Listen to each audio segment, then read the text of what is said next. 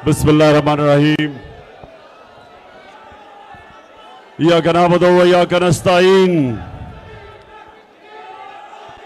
मैं आप सबका इस शानदार इस्तकबाल का दिल से शुक्रिया अदा करता हूं अपने ताजरों का। बहुत बहुत शुक्रिया, बहुत शुक्रिया,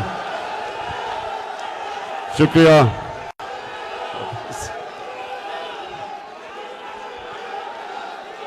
शुक्रिया, बहुत शुक्रिया।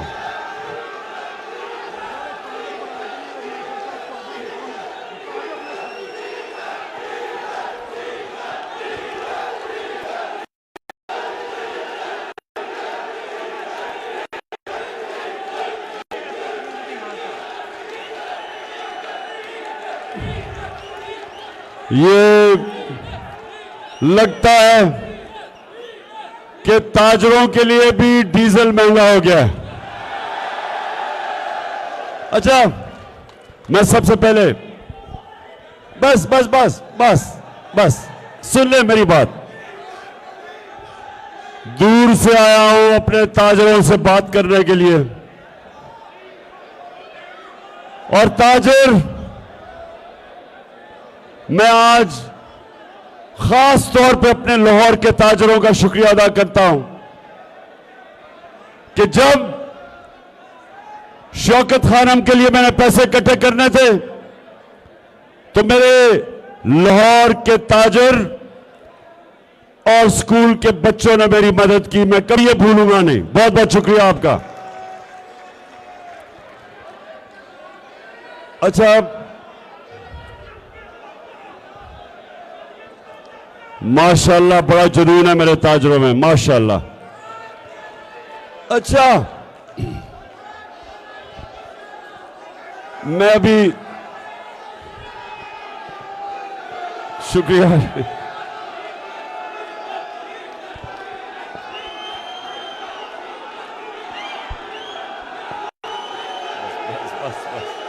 बस बस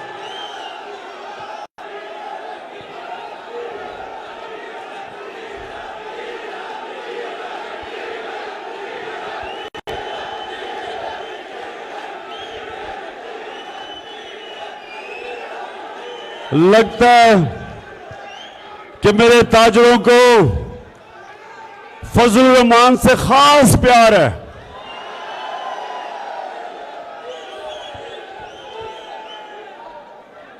उसको प्यार में मेरे ताजर फजलुर रहमान को प्यार में डीजल कहते हैं। अच्छा जी, सुने जरा, आप सुने सुने, खामोशी खामोशी खामोशी, सुन ले। अच्छा जी, बिस्मिल्लाहिर्रहमानिर्रहीम। सबसे पहले मैं आज अपने ताजरों को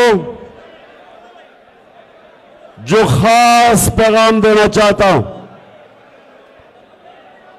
कि मैं पाकिस्तान की हकीकी आजादी के लिए मैं मैदान में निकला हूं और सारे पाकिस्तान में निकला हूं। मुझे आपकी जरूरत है, आपने मेरे साथ खड़ा होना है।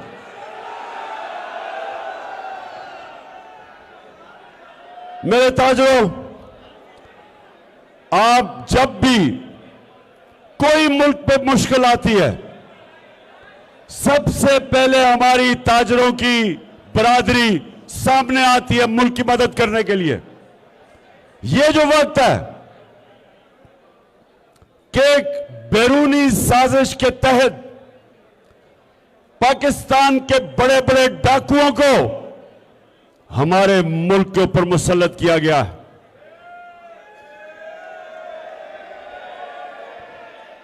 इसकी कोई मिसाल नहीं कि एक मुल्क की कैबिनेट बनती है और 60% जो कैबिनेट के अंदर वजीर बैठते हैं वो जमानत पे होते हैं, करप्शन के केसेस की जमानत पे। और इसकी भी कोई मिसाल नहीं कि एक मुल्क के अंदर एक असेंबली जो कि लोटों को साथ मिला के जमीन खरीद के 20-25 करोड़ रुपया दे के एक हुकूमत को गिराते हैं और एक चोरों की हुकूमत लाके असेंबली से बिल पास करते हैं। 11 नैब की जो ये अमेंडमेंट करते हैं, मेरे ताजरों ये जरा गौर से सुने, 1100 अरब रुपया अपना चोरी का माफ करवाते हैं। पहले मुशर्रफ से एनआरओ लेते हैं और अब आके दूसरा एनआरओ लेते हैं जो इस कौम को 1100 रुपए का नुकसान होता है। कौम की करप्शन का पैसा 10 साल ये मुशर्रफ एनआरओ देता है, सारे केसेस खत्म। 8 और 18 के बीच में ये 10 साल हुकूमत करते हैं, चोरी करते हैं। चोरी करके सारे केसेस जो इनके 1100 अरब रुपए के केसेस हैं फिर असेंबली में आते हैं।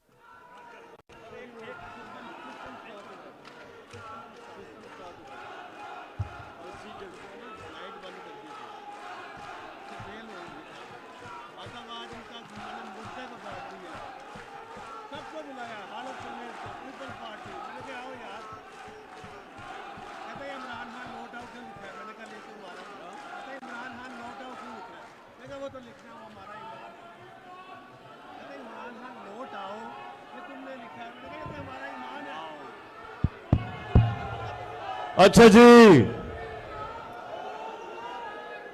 तो इसलिए मेरे ताजरों आज आपकी जरूरत इसलिए कि सबसे पहले एक मुल्क के ऊपर करप्ट लोगों को मुसल्लत किया गया, उन्होंने अपने करप्शन के केसेस खत्म किए। लेकिन उससे बड़ी बात कि जो भी हमाद अजहर ने आपको तफसील में बताया कि 17 साल के बाद पाकिस्तान की जो मायशत थी, जो हमारी मुल्क की इकॉनमी थी, वो तीसरे साल में 5.6% पे बढ़ रही थी और चौथे साल पे 6% पे बढ़ रही थी। 17 साल के बाद हमारी इकॉनमी बढ़ रही थी। वर्ल्ड बैंक कहता है कि सारे बड़े सगीर में कोरोना के बाद पाकिस्तान वो मुल्क था जिधर सबसे ज्यादा रोजगार हमारी हुकूमत ने दिया, हिंदुस्तान से भी ज्यादा। बांग्लादेश, सारे बड़े सगीर में, क्योंकि नौकरियां, जब मुल्क की इकॉनमी बढ़ती है, इंडस्ट्री बढ़ती है, किसानों की हमने मदद की। 4 फसलों में रिकॉर्ड पैदावार। और ये पाकिस्तान की इकोनॉमिक सर्वे जो इस हुकूमत ने पब्लिश की थी, उसके मुताबिक कि ग्रोथ रेट भी ऊपर, इकोनॉमी 6% पे ऊपर, लार्ज स्केल मैन्युफैक्चरिंग इंडस्ट्री 11% पे ग्रो कर रही थी। हमारा टैक्स कलेक्शन पाकिस्तान की तारीख का रिकॉर्ड 6,100 अरब, पाकिस्तान की एक्सपोर्ट्स 32 अरब रिकॉर्ड। ओवरसीज पाकिस्तान की जो रेमिटेंसेस थी, जो डॉलर अंदर आ रहा था, 19 अरब से हम 31 अरब पे लेके गए, रिकॉर्ड।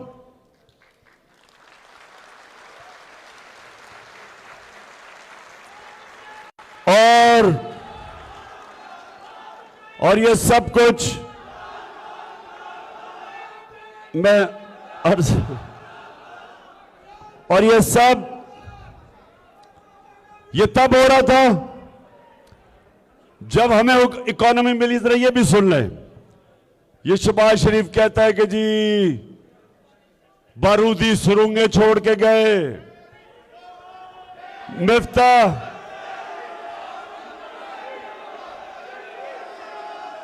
मैं अभी चेरी ब्लॉसम पे भी आता हूं, तो कहता बारूदी सुरंगें छोड़ के गए। अब आप ताजर हैं, आप ये चीज समझेंगे।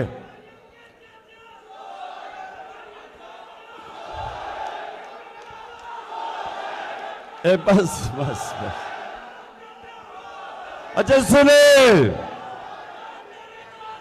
ताजर ये चीज समझेंगे।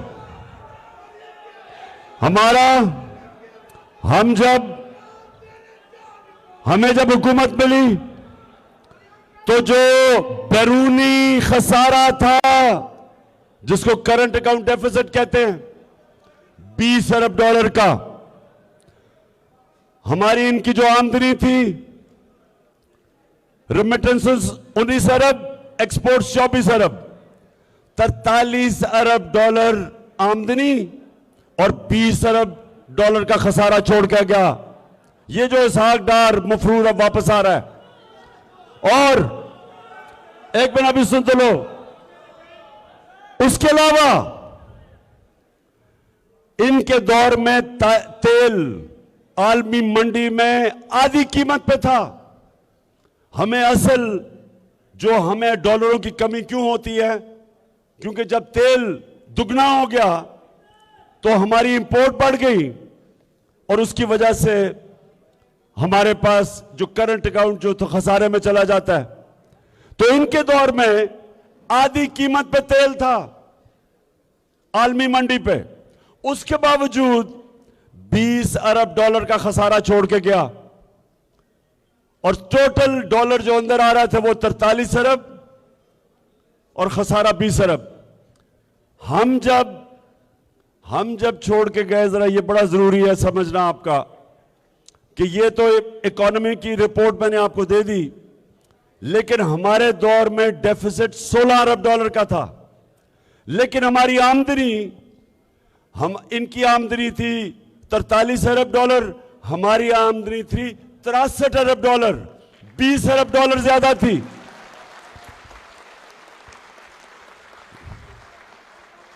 हमारे दौर में इंटरनेशनल मार्केट में तेल 103 डॉलर से 115 डॉलर तक गया।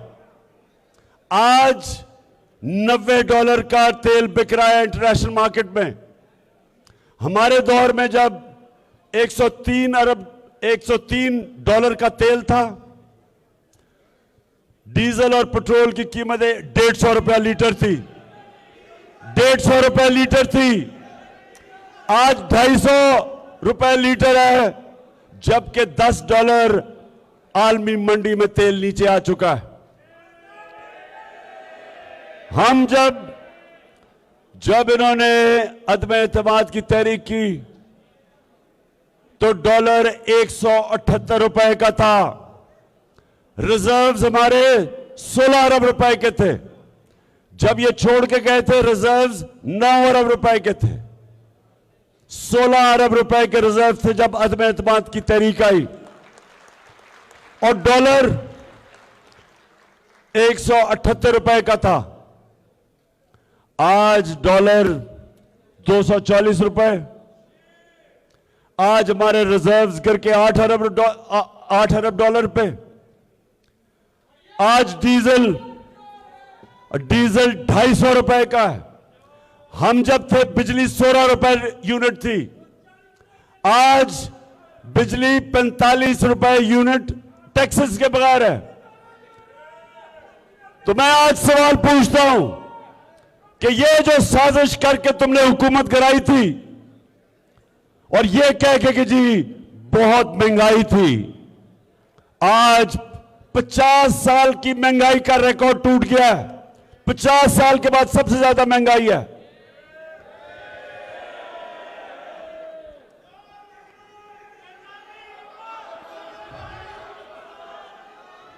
और आज आपने पता नहीं कितनों ने आपने देखा कि शहबाज शरीफ अभी न्यूयॉर्क में एक मिनट सुनो न्यूयॉर्क में एक इंटरव्यू दे रहा है, एक खातून को इंटरव्यू दे रहा है। अगर के स्क्रीन होती मैं आपको वो दिखाता, आपको भी उतनी शर्म आनी थी जितनी मुझे आई।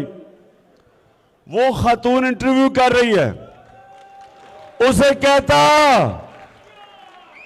मेरे ताजरों, उसे कहता खुदा के वास्ते हमें पैसा दे दो नहीं तो हम तबाह हो जाएंगे। वो एक एंकर थी, वो भी हक्की पक्की रह गई कि मुल्क का वजीर आजम मेरे से कह रहे कि पैसे दिलवा दो मुझे।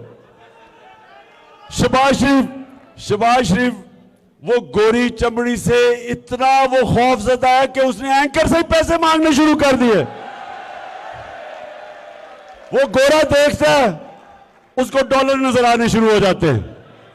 उसने वो यूनाइटेड नेशंस का सेक्रेटरी जनरल वो एंटोनियो गुटरेस जो आया, जो यूएन का सेक्रेटरी जनरल, आपने पता नहीं वो देखा या नहीं, बाजू पकड़ लिया उसका, बाजू पकड़ लिया।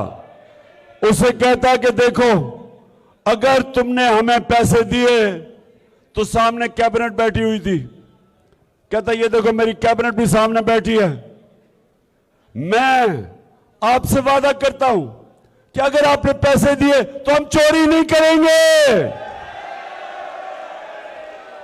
तो मैं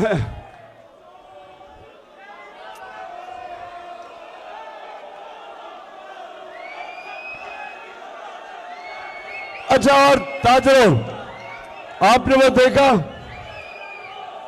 वो जो ऑडियो लीक आई है, वो जो शहबाज शरीफ की ऑडियो लीक निकलाई है, उसमें वो क्या कह रहा है?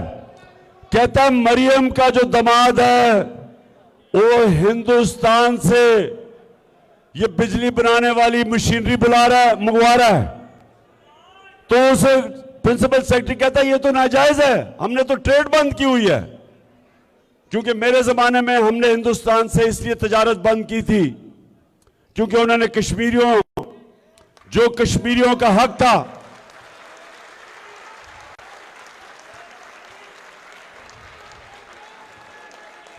उन्होंने यूएन की सेक्रेटरी, यूएन सिक्योरिटी काउंसिल की रेजोल्यूशन की खिलाफ वर्जी करके कश्मीरियों का स्टेटस ले लिया था। 5 अगस्त 2019। तो पहले तो नाजायज जब बैन की हुई है इंपोर्ट हिंदुस्तान से, मरियम का दामाद मशीनरी इंपोर्ट कर रहा है और फिर कहता है कि अच्छा कोई और तरीका निकालेंगे कि किसी तरह हिंदुस्तान से ना आए, किसी और मुल्क के जरिए आ जाए और मरियम को समझा दो, क्योंकि मरियम शहजादी है, मैं जो मर्जी चाहे कर सकती हूं, कानून से ऊपर है।